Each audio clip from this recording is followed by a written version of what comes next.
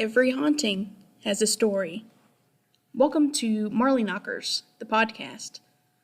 On today's episode, we will be talking a little bit about ourselves and introducing you to some of the members and giving some background on who we are and where we came from. Today in studio, we have Amy Meadows, Kim Ratliff, and Bethany Inman. We are three of the members of the group. We're going to start off with Amy. And Amy, can you tell us a little bit about yourself and maybe what your first paranormal experience was? I'm Amy Meadows, and I'm one of the founding members of Marley Knockers Paranormal. And my first paranormal experience was when I was a teenager, and some friends dropped me off in our driveway, and I looked across the road and saw my grandfather looking into the creek. Well, at this point, my grandfather had been dead about 10 years. So I looked at him, he looked at me, I turned around and ran back to the house, and that was the end of that. But I did start my interest in paranormal then. And luckily for me, I made friends with people who had similar interests, and we formed a group in 2008, and we've been doing it ever since. That we have. Kim, would you like to tell us a little bit about you? Sure. My name is Kim Ratliff. I'm locally from this area, lived here my whole life. My first paranormal experience happened when I was probably 8 or 9 years old. I was staying with my grandmother. It was over the summer on vacation, and I would always go and spend time with her. She lived in an old farmhouse, two-story farmhouse. And I can remember, like I said, I was young, I think 8 or 9, and I was watching TV in the front living room. She was in the back of the house, all the way in the back, which it was a long distance away from me. So I was watching TV, and all of a sudden I hear the screen door open and slam shut, and I heard someone run up the stairs. Now I had my back to the front door, so I didn't see anyone come in, but I assumed it was my Uncle Ronnie. My grandmother evidently had heard him as well, and she yelled from the kitchen to ask him if he was ready to eat. She was fixing lunch. She said, run upstairs and check with Ronnie and see if he wants anything. So I ran up the stairs just expecting to see my Uncle Ronnie. And when I got to the top of the stairs, there were 2 bedrooms, one on each side of the staircase. I went to his bedroom. There was no one in there. So I remember standing in that bedroom just looking around like, okay, where's he at? Then I leave the bedroom, go into the other bedroom. No one. There was no one upstairs. And I clearly heard footsteps. I heard someone run up the stairs. And I heard the screen door slam. So I immediately went downstairs, went running to the back of the house. White as a sheet. I know I was. And my grandmother asked, well, where's he at? I said, I have no idea. There's no one upstairs. And so she said, you stay back here with me, which I did. So that was my first experience, but I got interested in the paranormal by hanging out with friends and just telling different experiences and just realizing that we all had the same interest. So that's when we really started to go on investigations and start learning more about things that we were interested in. And I am Bethany Inman. I kind of handle a lot of the behind-the-scenes maintenance for Marley Knockers, like our website and things like that. My first paranormal experience that I can recall happened probably when I was about 12 or 13 years old. I was at my dad's house on the internet, just hanging out, messing around, wasting time, as one did back then. The internet was still pretty new, so, it felt a little forbidden to be up so late chatting online in different chat rooms, because it was probably 2 or 3 in the morning when this happened. So I am on the computer, and where the computer was, it was in the kitchen, and it had an adjoining, den area where the couch and television were. And on the other side of the computer was a swinging door that went into the formal living room, which the only thing formal about it was we never went in there because it was just a storage room. So I'm sitting there chatting, and I hear a noise in the den, and I turn to look, and then the swinging door that goes into the formal living room just swung open very forcefully, and there was a bright flash of light that filled the whole room up with light. And as I turned my head really quickly back to this door, it was just swinging, like from the force that it opened. It just kept swinging back and forth. So, needless to say, I freaked out. I shut the computer off and literally leaped over the couch and ran to bed and hid under the covers until the next morning. So that was my first experience. And then, like the others, as time went on, we started talking about, past experience, shared experiences, and started going to local mystical and paranormal fairs and just kind of fell into the hobby, and it's been going since then. If you weren't able to tell from our introductions, Marley Knockers is one of the few all-female investigation teams. We are the only ones that we are aware of in the central Kentucky area. So, being in the paranormal investigation business for 15 plus years, Amy, why don't you tell us about your favorite piece of evidence or experience that you've had over the years? Well, it's not necessarily evidence, but it is an experience that we all shared, was Perryville battlefield. It was about dusk. We were just cresting the hill, and when we got to the top of the hill and we were all being very still, all of a sudden you could hear cannon fire. Oh yeah, I remember that. That was awesome. That was very cool. That was it was profound. It really was. For sure, and it's beautiful there. Yeah. So all the history and, just all the experiences that were held there, it's just an amazing place. Yeah, I just remember how still it was that night. Mm-hmm.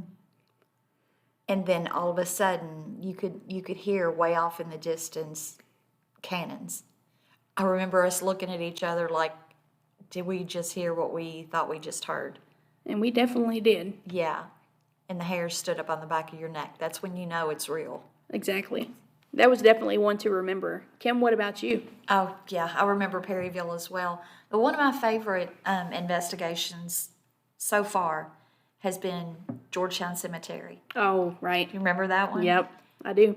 I don't know if anyone, if you're local, you probably remember hearing about the tent girl, that she was found on the side of the road in rural Scott County, wrapped up in a tarp, and she went for years without no one knowing her name until recently it was discovered what her name was. Right, wasn't that just in the last 10 or 15 years? Yeah. If that soon? It was.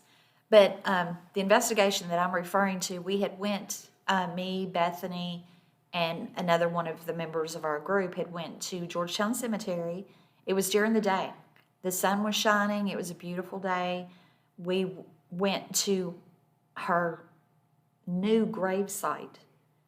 Well, they had just put her name on the tombstone, if I recall correctly. And wasn't her name Barbara? Mm-hmm. I don't want to give the full name, but her. But feel free to look it up. Yeah, if feel you're free to interested. look it up, if you have heard of the tent girl, and you can find out all that information. But that particular day, like I said, it was a beautiful day. The sun was shining, and we just decided to do an EVP, and a recording came through. Do you remember what you asked? Because I can't remember exactly. I'm trying to remember what was said. I want to say we said something like, we were talking to Barbara and we had asked if there was a message or if anyone had a message that they wanted to pass on. Right. And then we got a recording that we just stood in awe. I mean, it was a sentence, and it was a man's voice, and he said, "Tell Barbara I love her." Yes. And to this day, I don't think I've ever had as many cold chills as I did that day. Yes, and which was ridiculous to have cold chills anyway, because I'm pretty sure it was about noon in the middle of summer. Yeah, when it this was. happened. And the sun was shining, not a cloud in the sky. People think that, if you investigate that you have to do it at night, and that is not true. I mean, No. we've all experienced things in the middle of the day. Absolutely. I've seen, my grandfather while I was driving a car, like in the middle of the afternoon. You never know when you're going to see something. I think just doing it at night adds a little bit of the creepy ambiance, that everybody seems to love about ghost hunting, ourselves included. Yeah. But that's been my favorite so far. What about you, Bethany? Well, I think one of my favorite ones, we visit the Ross Theater in Cynthiana a lot. So that's probably the one place we've been, more than 5 or 6 times.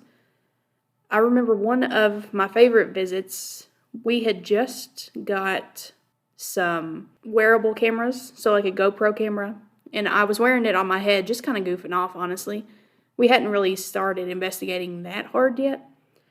So I remember we were standing in the auditorium area, and I was looking around, and as I turned toward the stage and rotated my head, I saw a shadow on the stage, which at that moment I didn't think much about it until I finished turning my head and saw that there was no one in the area that would have cast a shadow in that space. So if you look at our YouTube, you can find that video, and that is my genuine reaction. I'm pretty sure I screamed something like, "What the ham sandwich?" because it was the craziest thing I'd ever seen, because it was literally a man's shadow. And as I said, we're an all-female team. So to have a manly shadow standing up on the stage was definitely something that I was not expecting. So that was one of the greatest things. Yeah, I remember the look on your face that day. That was hilarious. Yeah, I didn't handle that surprise very well. Yeah, there've been several times that we've been left speechless. Oh, for sure. Like, do you remember that one time when we were at Pioneer Cemetery in Bardstown, and Amy, your camera got thrown from a bench? Yes. Yeah, that was a good one. And we got some really creepy EVPs from there, too. And that was also in the middle of the day when that happened. Yes. I remember one EVP, the man's voice at the Talbot Tavern, and he says, "You're a damn fool." That's still one of my favorite EVPs. Yeah, that was a great one, too. It's Class A. It's clear as it can be. Yeah, and don't we have these saved on our YouTube? We do. They're on our YouTube page as well as our website, www.marleyknockers.com, if you are interested. We have all of our investigation footage there, different audio things. They're all on YouTube videos now, just for ease of viewing. So be sure to check those out if you're interested. I'm trying to think if there's some more crazy evidence that I remember. There's just so much that I can't. Oh, I just thought of one. Okay. And it goes along with Perryville. When we were sitting around the picnic table after we had finished the battlefield investigation, and we were all just sitting around the picnic table, and we started introducing music. I think Different that's music. the first time that we had actually done that. Yeah, I think it was. Music, I do remember that. Yeah, music of the time period. And we got a lot of responses on that as well. We did, because, there was a lot of Southern soldiers, stationed around there. And I do remember we were playing some Southern type ballads, I guess you would call them, wartime ballads. That was definitely a cool experience. And we also have investigated some private residences. Yep. Where we got a lot of interesting information, and finding out that some people really shouldn't get involved with the paranormal, if you know what I mean. Right. Yes. Yeah. You have to be very careful. You have to go in with the right mindset. You don't want to provoke. Yes, and that's what happened with that one person we were investigating Right. their home for, and that's just what we told them. We're like, you need to stop provoking. Like, no matter whether your house is haunted or something else is here, like, Well, people can be haunted as well as places. Absolutely. And that's something that I don't think occurred to me when we first started.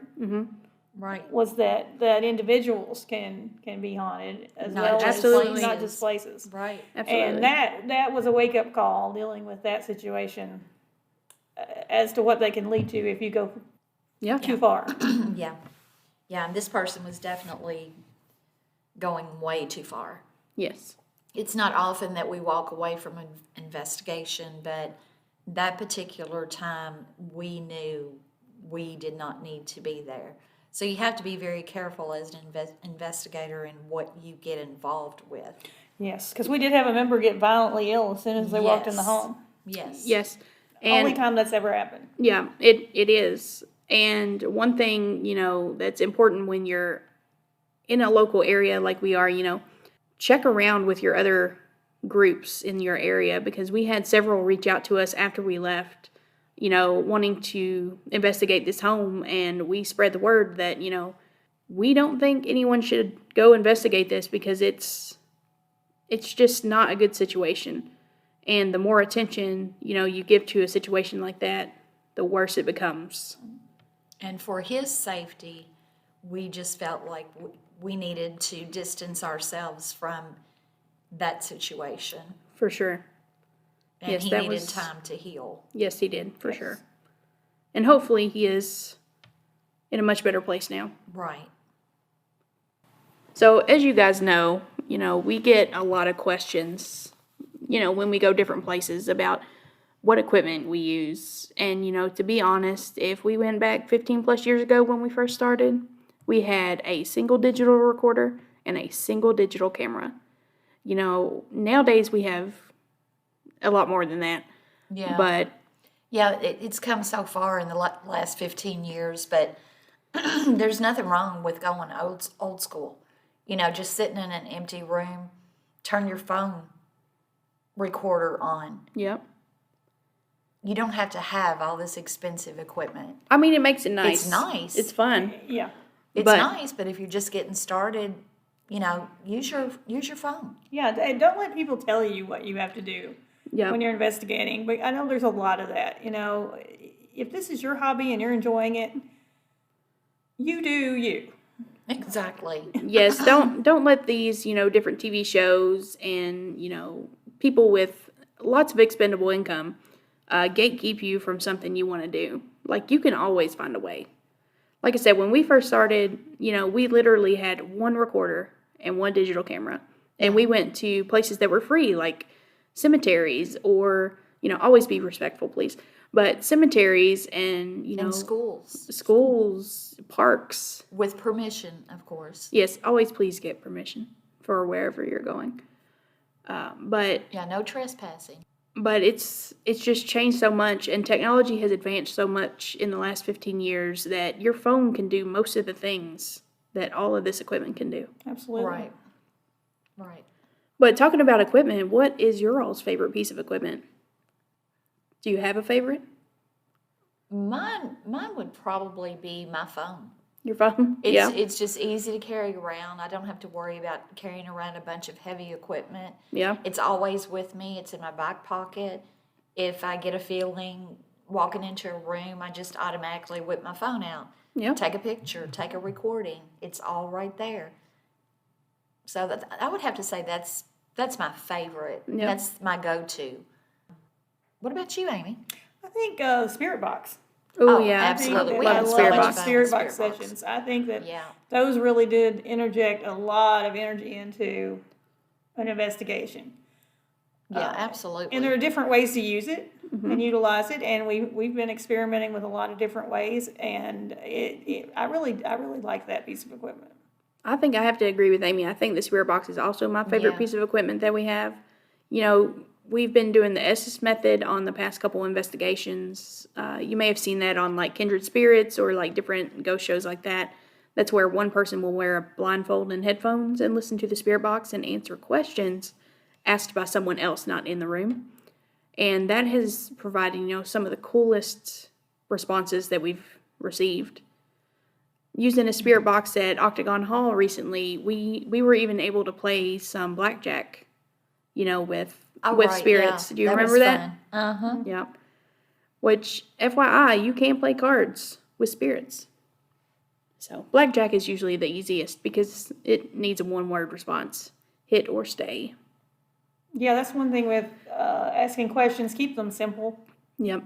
because, it takes a lot of energy to get a response. And the more complicated a question you ask, the less likely you are to get a response. I feel. Right. That's my belief. Yep. What is your all's favorite place that we've investigated? We talked about favorite experiences at those places, but do you have an actual favorite place that differs from that?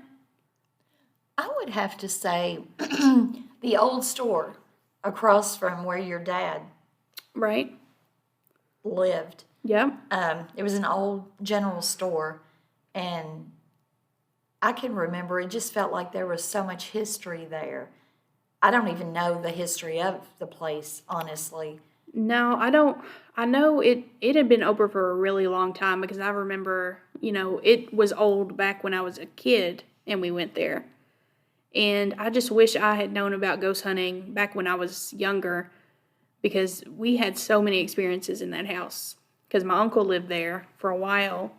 It had like Oh, a that's house. right. I forgot about Brett living there. Yep. It had a house joined together Right. to the store. And we used to sleep upstairs in my cousin's room. And it was so creepy in that house.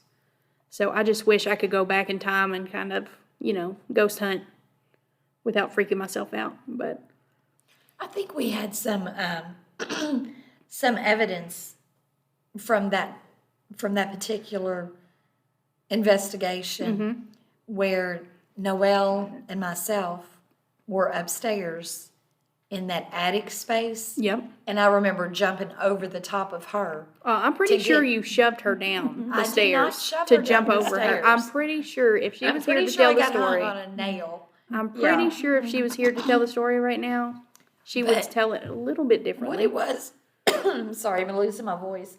We were listening to a recording. We hadn't heard it, so we didn't know what to expect, and it was just her and I up there. And we turned it on to play it back to see if we had got anything. And it was this man's voice, and he was very aggressive and told us to get out. And all I remember, I probably did push her, I didn't mean to. FYI, Noelle is her child. Yeah, she's FYI. my youngest, and she's a part of our group as well. And she's not here right now, so Also my I'm sister. telling my part. I'm telling my part the way I remember it. She's going to be angry later.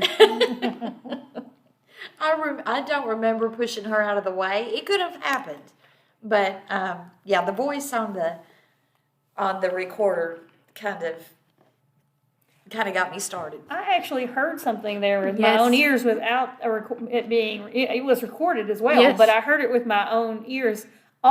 I thought it said something about I'm trying, miss. Or, Yeah. But when we I listened to the remember- recorder, it said I'm shy, miss. Yeah, I think it I'm was. shy. Yep. I'm shy, man. I But remember I heard Amy, it, her, me, yeah. and you were in the living room, and we thought we heard that. We were like, "What was that?" And all of a sudden, you hear, two buffalo trying to run down the stairs from upstairs, and that was Kim and Noelle trying to escape. So it was Yeah. it was a great time. Like that was one of our early investigations. Yeah. It was fun, but it was scary. Yeah. Well, plus, that store's out in the middle of the country. Like, Right. there's nothing out there. around. There's I like mean, two neighbors. Black is black. Yeah. Outside, No you lights. think dark is just being nighttime.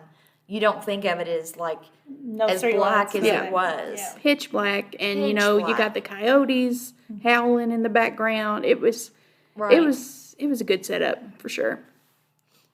Yeah, that was a fun one. Yep. I remember. But probably the most freaked out I've ever got at an investigation is when someone called my name. Mm-hmm. Do you remember Oh, that yeah. one? Yeah. And I think your that your was- name's been called more than once at different Yeah. locations. I think the one I'm talking about was at the Salem Church. Yep, that's the one I was thinking about too. Yeah. And let's preface this by saying they didn't say Kim.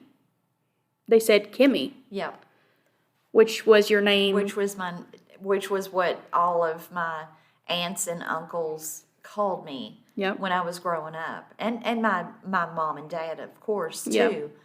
That's just what I was known as, was Kimmy. Yeah, and you have family buried I at have that cemetery, family right? buried in that cemetery, yes. And that were members of that church for years and years. Right. So, and this particular uncle that I believe came through, he actually had, remember they had like a little memorial to him. It had Yeah. wind chimes. I do remember that. It had wind chimes and it had a little plaque with his name on it. And it was in that area Yeah, where we were. where we That's right. were that my name got called. I remember we caught a good amount of stuff that night. You know, Yeah. I think we had a face had- in the window, and then We had a lot of orbs. We had Yeah. a lot of lights. There were lots of lights. yeah, of course you're always going to get, you know, those water orbs, but these were a little different. You know, you can They see. had different colors. Yeah, exactly. And you know, you get the light rays, the different light strings across the photos and things like that. Yeah, that And was then- pretty neat. Yeah, that was cool. And then the woman in the window, Right. remember, looked like she had a bonnet on. I Yeah. remember that. That was very cool. That was fun. But kind of creepy. Yeah, a little bit. A little bit creepy. I think that I always go back to the Ross because Yeah. we've had so many experiences there and we've investigated so many times. It's like home away from home. And it's almost like at this point they know us. Yeah. Right. Yeah, we've Like, been there not just so the many owners, the times. spirits know Yeah. us. Yeah. Remember that picture I think that you had taken of the father, and was it a Oh, the shadow? yeah. The shadow, girl shadow. yeah. Yeah. I mean, it looked like she was wearing shorts. Oh, that one. Yeah, one. yeah. I do remember that one because we've got that one and the other Yeah. one that's the shadow girl peeking over the railing. Yeah. Right. No, it was the one where I do think remember her, that. her dad and then the little girl is standing right there beside of him. I do remember that. Yep. And you could tell it's period dress, the whole thing. Yep. You know, we've never really captured, you know, that location. We'll go in deeper into these locations in later episodes, but you know, the big thing at that location was the woman in white. And Which that's we still- one thing we have never Nope, seen. mm-mm. We still have yet to see her. You know, and you know, you talking about the Ross, one of the greatest EVPs I think we've ever received was on some video footage of the Ross.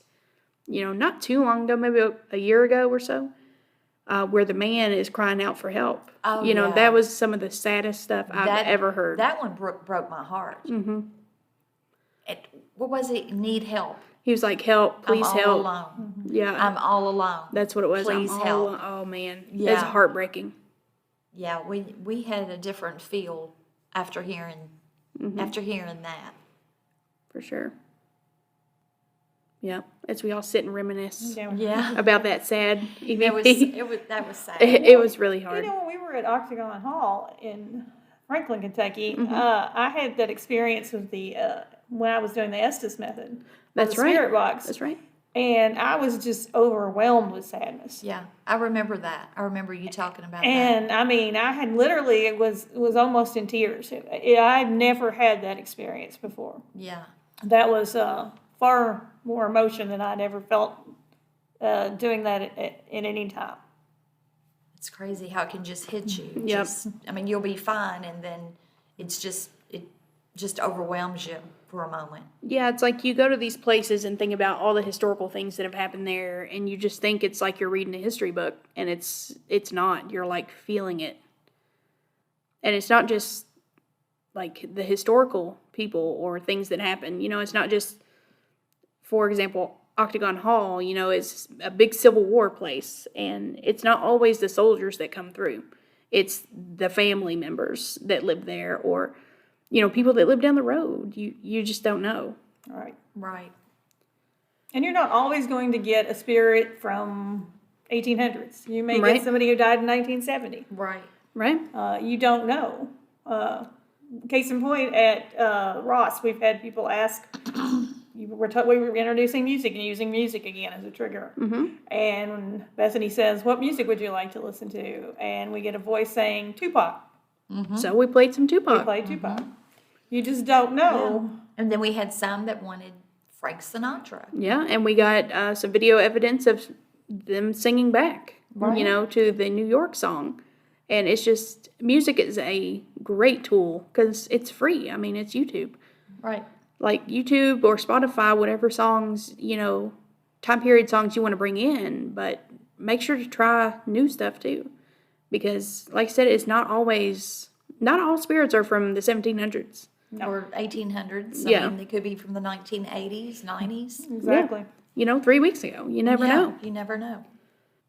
Yeah, that was definitely some of the best times. I love introducing music, just to see what reactions we can get. I'm trying to think what my favorite place that we've investigated is. We've been so many places. It's kind of hard to, just pick one. I will say a place that I did have an experience there, or a couple of experiences there, because I've been 3 times. I think you guys were there once with us. Was Bobby Mackey's. Yep. I did not find, and it could be, just the night that I was there, the times I was there.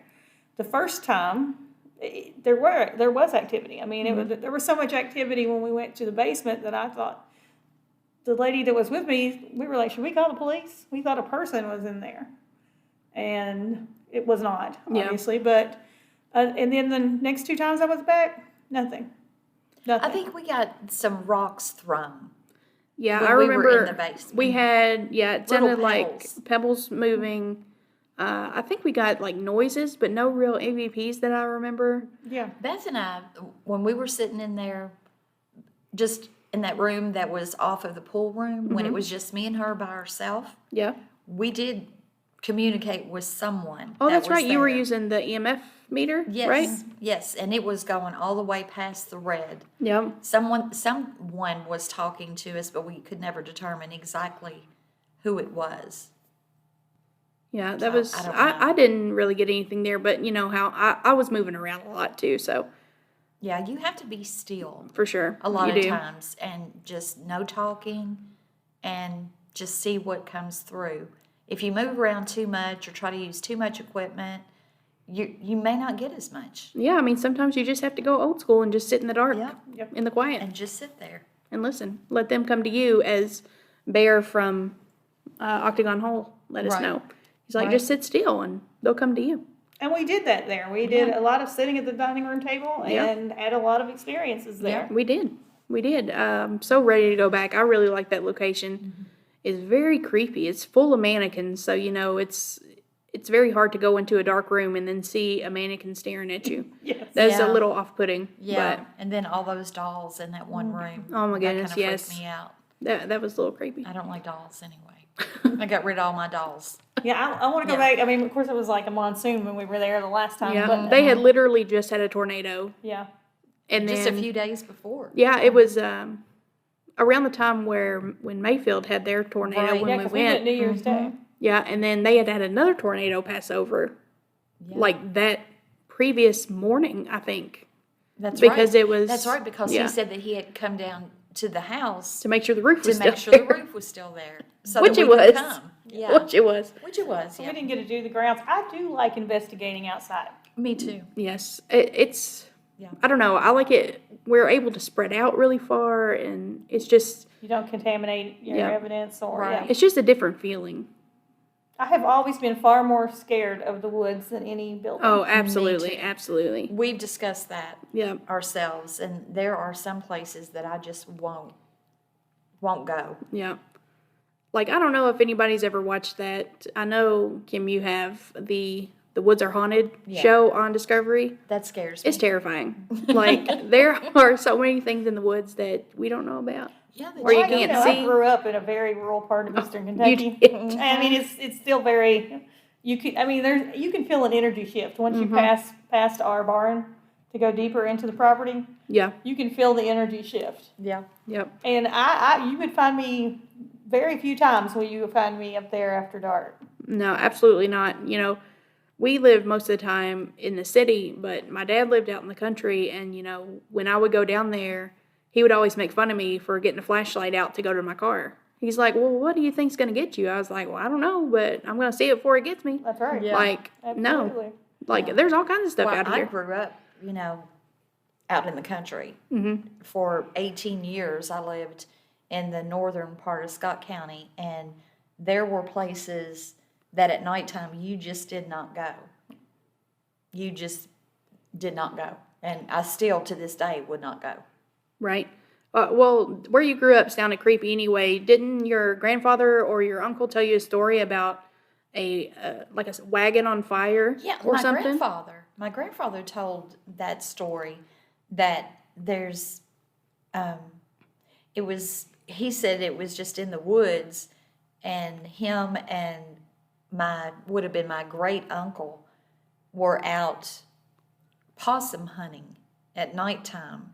I don't know of anybody that does that, but that's what supposedly. Yeah, it was before the internet. We didn't have things to do, we, so who knows what they were On actually Netflix. hunting.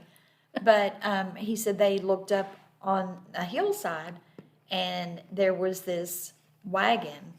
Now, my grandfather was born back in probably the 1918, 1920. Of course, there were no covered wagons at that time. That was a thing in the past, I'm sure. But that's how he described it. He described it as an old buckboard wagon. Yep. And That's kind of like the ones you would see on Little House on the Prairie. Yeah. Just so you know. Yeah, like that. And he said it was like there was no horse pulling it. It was like it was going through the woods, and all four wooden wheels were on fire, and it was going through the woods.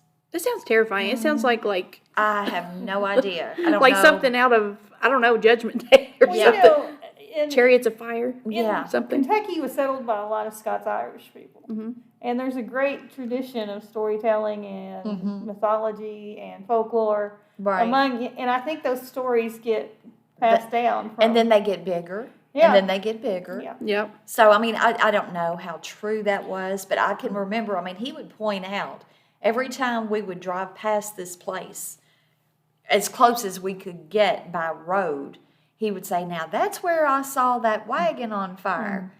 You know, the wagon wheels on fire. And, I mean, he had us believe in it. Yeah, my And to grandma- this day, I know exactly where that place was. And every time I go past it down 25, it's before you get to Corinth, and it's on the left-hand side. I mean, I know where it's at, and I mean, to this day, I won't even take, if we were to go to northern Kentucky, I would take the interstate. I would not take 25. I would not take US 25 for that reason.